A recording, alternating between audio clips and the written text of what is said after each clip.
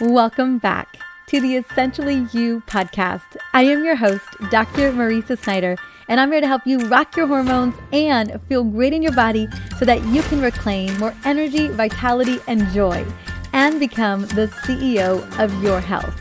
Let's jump on in. Hey, one more thing. I have been wanting to share with you my current obsession. Honestly, it is a household obsession because my husband Alex turned me on to Paleo Valley's keto-friendly grass-fed beef sticks made from local sustainable farms.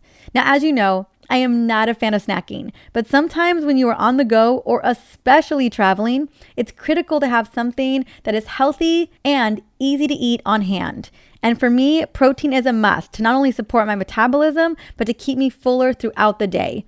And let me tell you, they taste amazing and are perfect for an on-the-go protein snack made with organic spices. Now, my personal favorite is teriyaki, but my husband's favorite is jalapeno because he loves a little spice. Now, the beef and turkey sticks are also fermented so that they contain great gut probiotics too. Now, because I know you and your family are going to love them as much as we do, Paleo Valley has given me an awesome promo code to share with you so that you can try these amazing beef sticks whenever you need a healthy protein-rich snack without the added sugar or preservatives.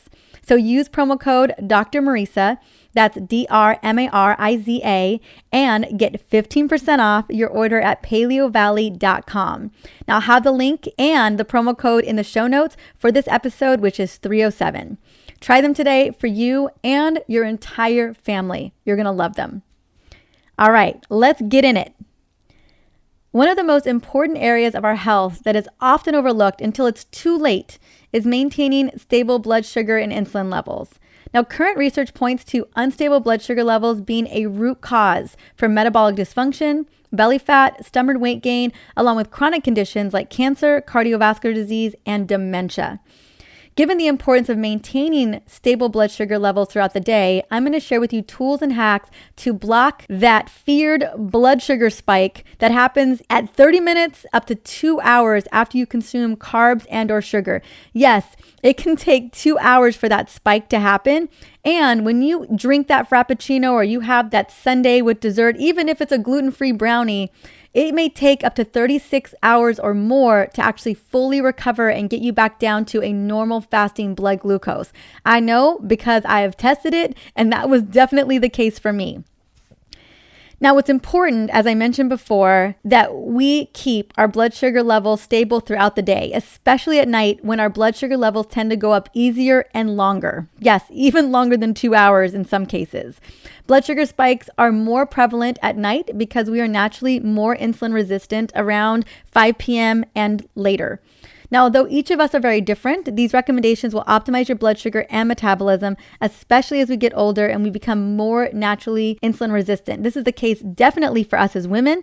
When we hit end of perimenopause into menopause, we lose estrogen, that major queen bee hormone that is driving so much, but also driving insulin sensitivity. And when that hormone goes away as a natural process of what happens, we become less metabolically flexible and we become more insulin resistant. And that is definitely just kind of the perfect storm for stubborn weight gain, belly fat, and really no energy, sluggishness. I mean, all these symptoms are related to low metabolic function. Now, if you want to dive into more episodes on insulin resistance specifically and metabolic health, check out episode 293, How Stress Contributes to Insulin Resistance, Diabetes, and Stubborn Weight Gain, and episode 274, Why Are So Many Women Struggling with Insulin Resistance and Poor Metabolic Function. Now, I have a lot of other episodes on metabolism, blood sugar, even regarding our menstrual cycles, our reproductive health. You can definitely go check out those episodes as well on the Essentially You podcast, but these two are the most connected to today's episode. All right, I want to jump right into it. I'm going to share my 5 surefire hacks to keep your blood sugar stable and your metabolism humming. Let's go with number 1. Eat your biggest meals at breakfast and lunch. Eat your smallest meal at dinner. Now, due to our 24-hour clock, our circadian rhythm, we burn more calories during the day than in the evening. Now, when we eat big carbohydrate-laden meals with dessert at the end, our body and our liver has to store that sugar and turn it into fat. And that is because insulin is a fat storage hormone. So when we eat that big dinner, have the dessert, have the potatoes, the bread, all the whole thing, have a couple glasses of wine, we're not actively moving our body at that time of the night. Most of us aren't, right? We're not, running around, doing chores. We're not as metabolically active. Our bodies are just naturally not as metabolically active because we're supposed to be winding down, getting ready for bed. You're just kind of calming the system. And so what ends up happening is more insulin has to pour into the bloodstream to grab up that glucose. Your cells just don't need it because they're not doing stuff that's active. And so your liver ends up having to take on that burden. And ultimately, because the liver can only store so much glycogen, it converts it over to triglycerides. And that's why 100 million of us have fatty liver of some form or another. I did a full episode, I think last Friday, on that topic, if you want to dive back into that. But that's the deal. That's why I want to recommend, if you can, do your smallest meal at dinner. And if you're not able to do so, then definitely have dinner earlier. Ideally, you want to have dinner or eat your last meal or your snack, whatever that may be, 3 to 4 hours before bedtime, ideally before 7 p.m. Now, by eating 3 hours before bed, your body has enough time to digest that meal, break down all that sugar, everything that was in that meal, and then give your body a break to go into restore mode while you sleep. Now, we need that restore mode because your brain needs to go and clear house. It usually needs a 3 to 4 hour break between the last thing that you ate to fully remove excess toxins and junk from working so hard that day. Like there's amyloid plaques and proteins, and these types of tangles, well, they end up leading to things like dementia down the road. So we want to make sure your brain has all the time in the world, all of its resources to go and clean up shop. Number 2, include protein with every meal and eat protein and fats before carbohydrates, ideally. Now, protein will give your metabolism a boost thanks to a process called thermogenesis, where your body uses about 10% of its calorie intake for digestion alone. Because it takes longer to burn protein than carbs or fat, your body uses more energy absorbing the nutrients in a high protein meal. Hence why I love the Paleo Valley beef sticks, because that is just a nice, easy way to get some protein. Now, protein also blunts a big sugar rise when consumed before and during a meal. Even though protein contains no glucose, it triggers off a first phase insulin response that occurs so fast that it keeps your blood sugar from rising at a higher rate later and reduces the amount of total insulin you need to handle a meal. So I want you to also consider, and so just really break this down. So if you can eat protein, let's say 15 minutes prior to eating carbs, or you could have like a little protein snack before your meal, you're going to be able to reduce the amount of insulin you're going to use during the meal. Now, if you can't do that, because I get that there's a lot of strategy and it doesn't always work out that way. It definitely doesn't always work out that way for me at all with a baby. What I do is I always make sure that I start eating my protein first. I always have healthy fats and always have a lot of fiber, which I'm going to get to in just a second, in my meal to slow down the digestive process in case there are carbs inside of my meal that day. So also consider increasing fiber at every single meal. Now, you know, my hormone-loving trifecta of foods is healthy, lean protein, healthy fats like olive oil, avocado, nuts, and also fiber. Fiber in the forms of green leafy veggies, the color of the rainbow, right? A salad is a great option for fiber. A great green smoothie is a great option for fiber. So just a heads up. So let's talk a little bit about increasing that fiber intake. So soluble fiber in particular can help control blood sugar spikes. It dissolves in water and to form a gel-like substance to help you absorb carbs in the gut. Basically, it helps to like create that absorption so that it's not hitting the bloodstream super hard. This results in a steady rise and fall of blood sugar rather than a spike, which is what we want. Fiber can also make you feel full, reducing your appetite and food intake. Personally, I add fiber to my green smoothies every single morning, and I also eat a salad before my biggest meal of the day. A small salad before a big meal will help you soak up all the starch and sugar from the meal and slow down the blood sugar increase. That's what you want to do, right? We want to have that little salad that will actually blunt the blood sugar response. Lastly, consider eating lightly cooked vegetables during a meal to slow down digestion of a meal because it takes a long time to break those down too, and it'll help soak up that sugar. So add fiber with every single meal. I mean, honestly, if you just do the protein, healthy fats, and the fiber-driven veggies, you are all good to go. But I get that carbs come into play or sugar comes into play. So this is going to really help you. Number 3. Walk 20 to 40 minutes after meals, especially dinner when you are more insulin resistant. Now, research has shown that walking after eating improves blood sugar management. Oh my gosh, it's probably the biggest game changer.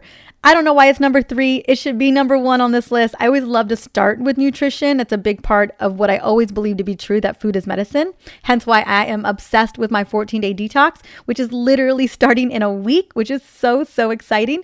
But the big needle mover is going to be walking 20 to 40 minutes after a meal. If you can walk 20 to 40 minutes after every single meal, you will keep your blood sugar levels in great condition.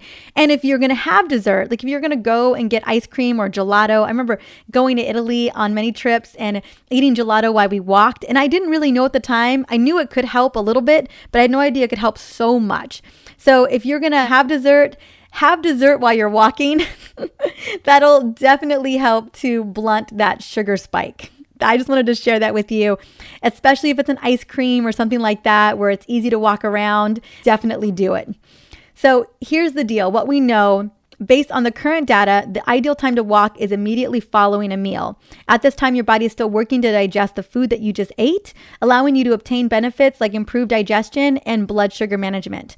While walking after any meal is great, the best thing to do is to take a walk directly after dinner. That's going to make the biggest difference because that is when we become the most prone to big blood sugar spikes. All right. Number 4, it's one of my favorite hacks if you're down to do it. Take 1 ounce of apple cider vinegar 30 minutes before a meal to blunt a blood sugar spike. So consuming apple cider vinegar, or any vinegar for that matter, but let's just do apple cider vinegar because there's so many other side benefits to the gut. It has been linked to weight loss, cholesterol reduction, antibacterial properties, and it controls blood sugar. Several studies show that consuming vinegar can increase the insulin response and reduce blood sugar spikes. So it also helps to lend to insulin sensitivity. That's number 4. Number 5, and I've got a bonus too, so no worries. Include magnesium, chromium, and berberine into your daily supplement regimen. Studies have both shown that chromium and magnesium can be effective in controlling blood sugar spikes. Berberine has been used in traditional Chinese medicine for thousands of years. Some of its uses include cholesterol reduction, weight loss, and blood sugar control. Studies have shown that it can reduce blood sugar spikes by 25% after you eat it. Berberine does this by reducing the amount of sugar produced by the liver and increases insulin sensitivity. It has also been found to be effective as some drugs used for type 2 diabetes. In step 5, I'll be sharing the benefits of added specific nutrients and supplements to aid in boosting metabolic function. So I'm going to get to that in just a second. But just note that these 3 are major players when it comes to supporting blood glucose. Now, when it comes to magnesium and chromium, you can take them whenever. I take chromium every single day. I take magnesium in the evening. But if you want to use berberine as an opportunity to reduce blood sugar spikes by 25%, you want to take it directly before a meal, which is usually like 30 minutes prior to a meal. So I'd recommend taking it 30 minutes prior to dinner or whatever the most carb-heavy meal is going to be. Now, as a bonus, I want to talk about how to reduce your sugar intake. Research suggests that most Americans eat between 55 to 92 grams of added sugar daily, which is the equivalent of 13 to 22 teaspoons of table sugar each day, representing about 12 to 16% of our daily caloric intake. Now, the World Health Organization recommends that less than 5% of calories come from added sugar for optimal health. We are not doing well there. Most added sugars in the American diet come from sugary drinks, sodas, sport drinks, energy drinks, sweetened teas, and other things. So swapping out sugary drinks for sparkling water, I actually have a sparkling water here with a squeeze of lime right in front of me. Teas, coffee, matcha, and water. That's what we drink. We literally drink those things. Sparkling water, teas, coffee, matcha, and water. And I've had matcha today, I've had water today, and I've had sparkling water today. The next thing that gets us in trouble is grains and dairy-based desserts, such as cakes, pies, donuts, even ice creams, right? I know those are definitely dairy-based. And that accounts for more than 18% of the intake of added sugar that we get. So swap out desserts for warm tea with almond milk, dark chocolate like Hu chocolate. I'm obsessed with Hu chocolate. I love it. It's dairy-free, all kinds of soy lectin-free, all the things free. Berries and coconut whip. You can even make it from scratch without any sugar. Peaches and other fresh fruit with cinnamon, especially apples right now. Pomegranate seeds. Those are just some really great options that you can bring in. Now, snacks are another area where hidden sugars are found. So ideally avoid snacks that are giving your body a break from digestion and metabolism. So if you need a snack, consume snacks that are focused on protein and fat, such as no sugar added beef sticks, like I mentioned earlier from Paleo Valley, nuts and seeds, hummus and veggies, nut butters, and vegetables. Now, I recognize how challenging this can be to get on, like to just handle, right? To reduce your sugar. So if you're finding yourself more addicted to sugar than you would like, or you would like to have more food freedom, I have the solution. I mentioned it a second ago. This is my last call for my fall detox group starting October 12th. I know you've been thinking about it. I know you've been thinking, I need to do it, but can I do it, right? You can do it. I promise you, we've had thousands of people rock it out, and you can rock it out as well. So let me talk a little bit about this program before. I know I've mentioned it before, but I want to just quickly mention it. This program eliminates all inflammatory foods, gives your gut and your liver the best opportunity to heal and reverse the damage. But probably my favorite thing about this 14-day reset is the benefits to your metabolism, insulin, and blood sugar. 14 days, and that's it, just 14 days. I know you thought it would take 6 months or 30 days or 90 days, but no. 14 days is literally the amount of time to see the big transformation. Now, do I recommend that you continue this if you're seeing ridiculous results? Yes, but 14 days, I'll tell you what, it will reverse issues that you've been dealing with for years. So it'll transform your fasting blood glucose. It will speed up your metabolism. And that's why most people lose 18 to 11 pounds and have lost more. My husband has lost 19 pounds on the program in 14 days. I have a best friend who lost 22 pounds. My mom has lost 11 pounds. There are so many people that end up losing way more weight than that. And here's the thing, it's not designed to be a weight loss program at all. But if we have a lot of inflammation and we have a broken metabolism and we have crazy whacked out blood sugar levels, we're never going to get to a place where we're able to lose that stubborn weight. But if you give your body the opportunity to actually stabilize and start to heal and start to get rid of the inflammation, oh my goodness, it's like that. An example. Have you ever come out of a crazy kind of binging party, celebratory weekend, and you get on the scale on Monday and it's up 3 to 5 pounds, right? For 2 days of doing whatever you were doing, right? Champagne, whatever, big meals, carb laden, lots of desserts, whatever that looks like for that weekend. But then you get on the scale on Wednesday and you've dropped at least 3 of those pounds, right? Maybe even 4 of them. And that's because on Monday, that's all that inflammatory weight. That's all that excess salt weight, all that just yucky weight that your body is trying to work out, right? So give yourself 14 days to do a major reset where we remove all the big offenders. And oh my goodness, your body is let me clean this up now. That's what the 14-day program is all about. So we have hundreds of people already doing it. If you are ready to take back your health and heal with food, join the hundreds of us who are doing it together as a community. I cannot wait to cheer you on. I am so involved in this program. You will see me pretty much every day. So if you're ready to join, you want to at least go check it out. Go to drmarisa.com/detox. I also have payment plans starting as low as $24.50.